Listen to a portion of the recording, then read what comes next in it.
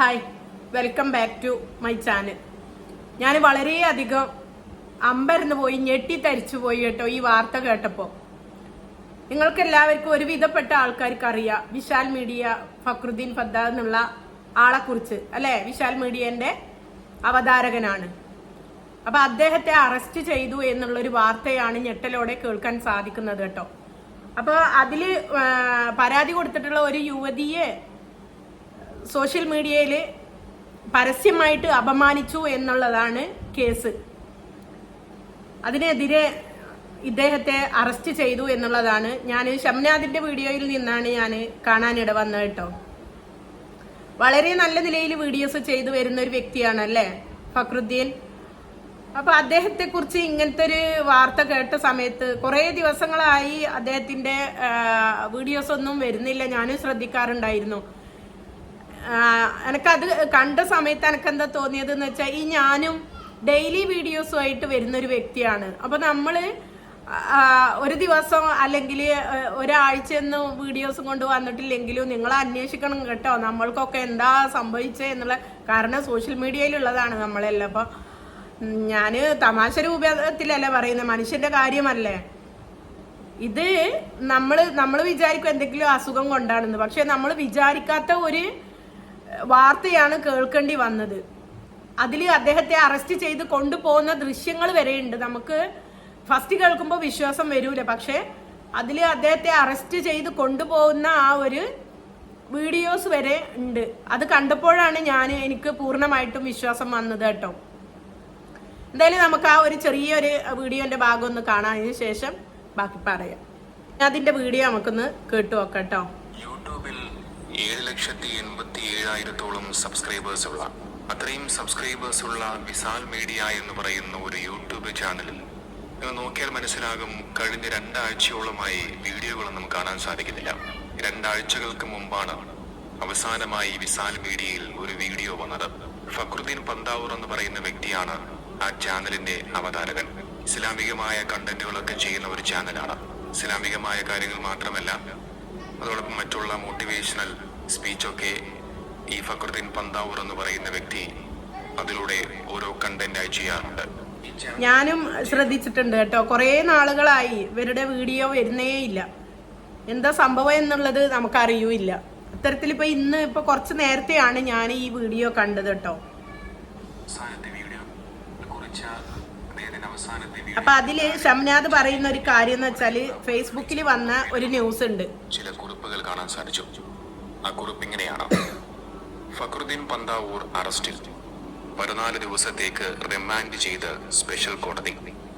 മലപ്പുറം, യുവതിയെ സമൂഹ മാധ്യമങ്ങളിലൂടെ അപമാനിച്ച ഫക്രുദ്ദീൻ പന്താവൂർ അറസ്റ്റിൽ. ഹൈക്കോടതി ജാമ്യം നിഷേധിച്ച പ്രതി ഒളിവിൽ കഴിയവെയാണ് തൃക്കാക്കര ACPയുടെ നേതൃത്വത്തിൽ പ്രതിയെ കസ്റ്റഡിയിലെടുത്ത് അറസ്റ്റ് രേഖപ്പെടുത്തിയത്. സത്യം പറഞ്ഞാല് ഇദ്ദേഹം ഒരു അധ്യാപകനാണ് കേട്ടോ. ഒരു അധ്യാപകനെ ഇങ്ങനെ കൊണ്ടുപോവുക എന്ന് പറയുമ്പോൾ വളരെ വല്ലാത്ത വിഷമം ഉളവാക്കുന്ന ഒരു സംഗതിയാണത്. ഏകദേശം ഇത് സത്യമാണ് എന്നുള്ള കാര്യം മനസ്സിലായത് സത്യമാണ്. ഫേസ്ബുക്ക് പ്രൊഫൈലിൽ തന്നെയാണ് ആ ഒരു വീഡിയോയും പോസ്റ്റ് ചെയ്തത്. ആ വീഡിയോ കൂടി നമുക്കൊന്ന് കാണാം. വരുന്നത് ഫക്രുദ്ദീനാണ് കേട്ടോ. വരുന്നത് ഫക്രുദ്ദീനാണ്. മാസ്ക് ഇട്ടുകൊണ്ടാണ് വരുന്നത്. കണ്ടില്ലേ, ഇതാണ് ആ വീഡിയോ. ഈ വീഡിയോ നിങ്ങൾ ശ്രദ്ധിച്ചു മനസ്സിലാക്കിയാൽ നിങ്ങൾക്ക് അതിൽ നടന്നു പോകുന്നത്, ഒരു പോലീസുകാരനോടൊപ്പം മുഖത്ത് മാസ്ക് ധരിച്ച് നടന്നു പോകുന്നത് അത് ഫക്രുദ്ദീൻ പന്താവൂർ ആണെന്നുള്ളത് വ്യക്തമായി മനസ്സിലാക്കാൻ സാധിക്കും. മറ്റുള്ള ആളുകൾ തിരിച്ചറിയാതിരിക്കാൻ മറ്റുള്ളവർ തിരിച്ചറിയാതിരിക്കാൻ വേണ്ടിയിട്ടാണ് മാസ്ക് ധരിച്ചിട്ട്. അത് ആർക്കായാലും ഒരു മാനക്കേടാണ്, ഒരു നാണക്കേടും കൂടിയാണ്. നല്ല മാന്യമായിട്ട് ജീവിക്കുന്ന ഒരു വ്യക്തിയാണ്. അപ്പൊ അത് എന്താ കാരണം എന്നുള്ളത് ഷംനാദും പറയുന്നുണ്ട്.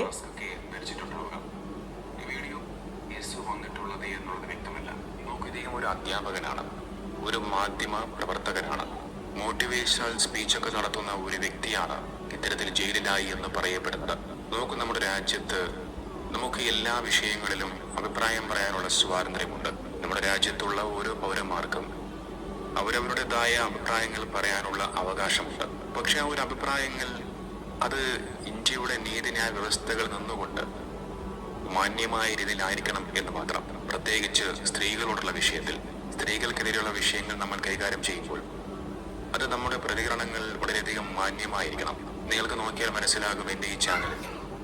ഷംനാദ്, അടുത്തത് ഷംനാദിന്റെ കാര്യമാണ് പറയുന്നത്. അപ്പൊ ഇതുവരെ നിങ്ങൾക്ക് മനസ്സിലായില്ലേ ഞാൻ ഈ ഒരു കണ്ടന്റ് എന്താണ് കൊണ്ടുവന്നിടാൻ കാരണം എന്നുള്ളതും, പിന്നെ മെയിനായിട്ട് ഞാൻ ഇതിലുള്ള ഒരു വ്യക്തി, സോഷ്യൽ മീഡിയയിലുള്ള ഒരു വ്യക്തി അതിനെ കൊണ്ടുമാണ് കേട്ടോ. ഫക്രുദ്ദീന്റെ വിശാൽ മീഡിയ ഒട്ടും മിക്ക ആൾക്കാർക്കും അറിയാം. 3 സബ്സ്ക്രൈബേഴ്സ് ഉള്ള ഒരു ചാനലാണ്. അപ്പോൾ ഫക്രുദ്ദീനെ ഓരോ ആളും ഫോളോ ചെയ്യുന്ന മനുഷ്യന്മാർക്ക് അറിയാം. അതും കൂടിക്കൊണ്ടാണ് ഞാനിപ്പോൾ ഈ വീഡിയോ ചെയ്യുന്നത്.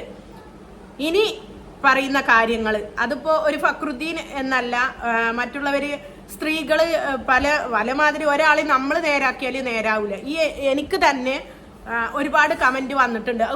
ഞാൻ പറയാൻ കാരണം എല്ലാവരും എന്നെ പോലെ ആയിക്കൊള്ളണം എന്നില്ല കേട്ടോ. ഞാൻ ചില സമയങ്ങളിൽ ഞാൻ പറയാറുണ്ട്, ഞാൻ മെൻഷൻ ചെയ്യാം എന്നും പറഞ്ഞിട്ട് മെൻഷൻ ചെയ്യാതെ ഓരോ കമന്റ്സും ഞാൻ ഒഴിവാക്കി വിടാറുണ്ട്. ഞാൻ ചിലപ്പോൾ ഭീഷണിപ്പെടുത്താറുണ്ട്, ഞാൻ കേസ് കൊടുക്കും എന്നൊക്കെ പറഞ്ഞ് ഭീഷണിപ്പെടുത്താറുണ്ട്. എത്രയോ വൾഗറായിട്ടുള്ള കമന്റ്സ് എനിക്കും വന്നിട്ടുണ്ട്. അപ്പൊ ഞാൻ പറയുന്നത് എന്നെ പോലെ ആവൂലേ ചില സ്ത്രീകള് എന്നെ പോലെ ഒന്നും അത്ര ദയ തോന്നിയിട്ട് ബേക്കോട്ടടിച്ചിട്ട് പിന്മാറിക്കൊണ്ട് ഇരിക്കുന്നവരെ ആവൂല. സ്ത്രീകളെ ഇന്ന് അപമാനിച്ചാല് ഞാൻ പറഞ്ഞില്ലേ കുറെ ഓപ്ഷൻ ഉണ്ട് സ്ത്രീകൾക്ക്.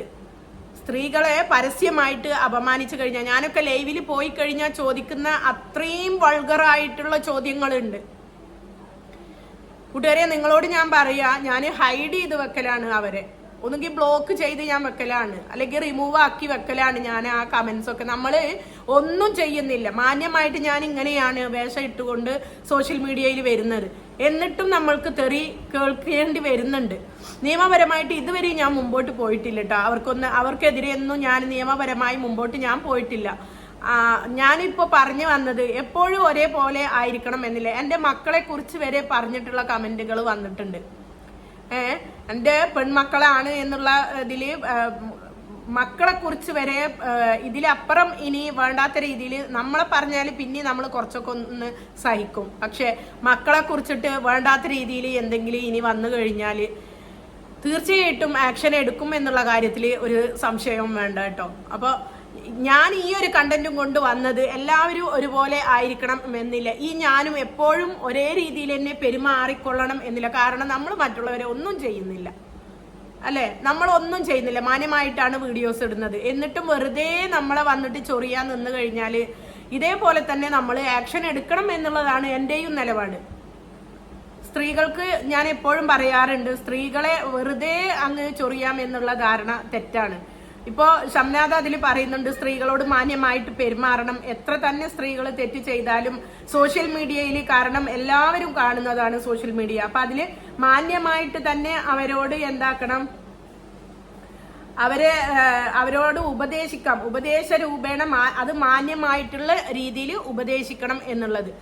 അല്ലാതെ അസഭ്യം പറഞ്ഞുകൊണ്ടായി കഴിഞ്ഞാൽ എല്ലാവരും അത് പുറത്തു നിൽക്കണം എന്നില്ല. ഇതൊരു വാണിംഗ് ആണ്, എല്ലാവർക്കും ഇതൊരു പാഠമാണ് എന്നാ ഞാൻ പറയുന്നത്. എനിക്ക് വേണമെങ്കിൽ ഇപ്പൊ ഈ പറയുന്നതിൽ എനിക്ക് വേണമെങ്കിൽ ഇവിടെ മെൻഷൻ ചെയ്തു വെക്കാം. ഇപ്പോഴും ഉണ്ട് എൻ്റെ കമന്റ് ബോക്സിൽ, ഇന്ന് വരെയും ഉണ്ട്. അത്രയും വൾഗറായിട്ട് എനിക്ക് പറയാൻ കുറച്ച് കുറവുണ്ട്. അത്രയും വൾഗറായിട്ടുള്ള കാര്യങ്ങളുണ്ട്. പുറത്ത് പറയാൻ മടിക്കുന്ന പല കമന്റ്സുകൾ വരുന്നുണ്ട്. എന്തിന്റെ അടിസ്ഥാനത്തിലാണ് ഒരു സ്ത്രീയെ കണ്ടു കഴിഞ്ഞാൽ ഇങ്ങനത്തെ വേണ്ടാത്ത കമന്റ്സും കൊണ്ട് വരുന്നതെന്ന് അറിയില്ല.